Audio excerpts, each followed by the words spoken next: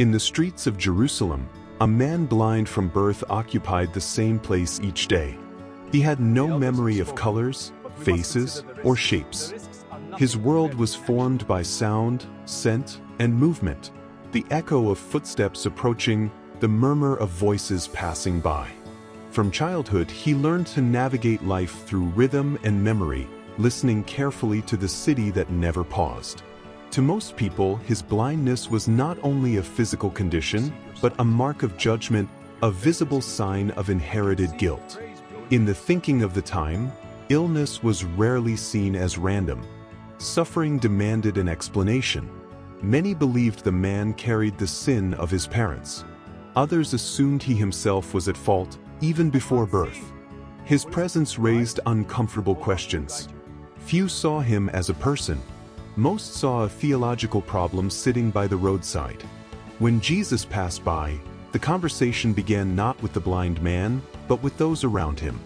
The disciples asked who had sinned to cause such a condition. Jesus answered in a way that shattered that familiar logic. This was not about punishment or blame. It was about the works of God being revealed. With those words, the focus shifted. The question was no longer where the darkness came from, but what could now be done within it. Jesus bent down and touched the ground. He mixed saliva with dust, forming clay. The gesture was simple, almost ordinary, yet deliberate. He placed the clay on the blind man's eyes and gave him a clear instruction: go and wash in the pool of Siloam. The healing was not instant. It required trust. The man, still unable to see, had to obey. With mud covering his eyes, he walked through the city guided only by sound and memory, unsure of what awaited him. When he washed, darkness broke apart. Light entered a world that had never known it. Shapes emerged. Movement took form. The reflection in the water revealed something entirely new: his own face. For the first time, he could see, not only the world around him, but himself within it. The miracle did not remain quiet. Word spread quickly. Neighbors and passers-by argued over whether he was truly the same man. Some insisted he was. Others claimed he only resembled him.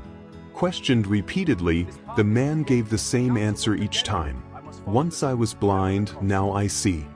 He offered no elaborate theology, no refined argument. His testimony was simple and undeniable.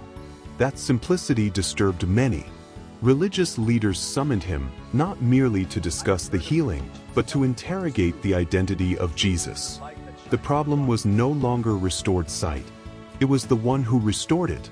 The fact that the healing occurred on the Sabbath intensified the conflict.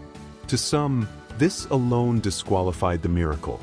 They could not accept that God would act outside their interpretation of sacred rest. The man, once silent and dependent, now spoke with clarity and courage. His faith did not come from long instruction, but from lived experience.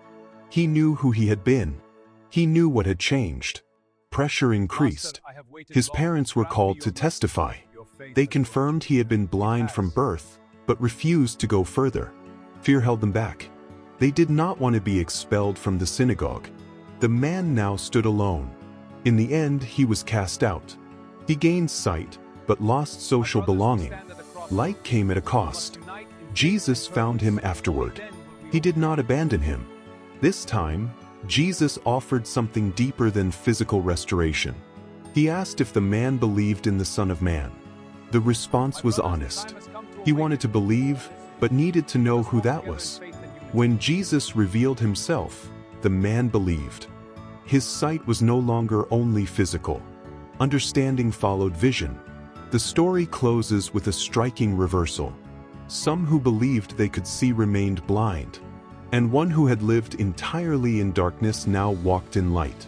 This account is not only about a miracle of the eyes, but about spiritual revelation. Seeing does not always mean understanding, and faith often begins when light enters a place long assumed to be beyond hope.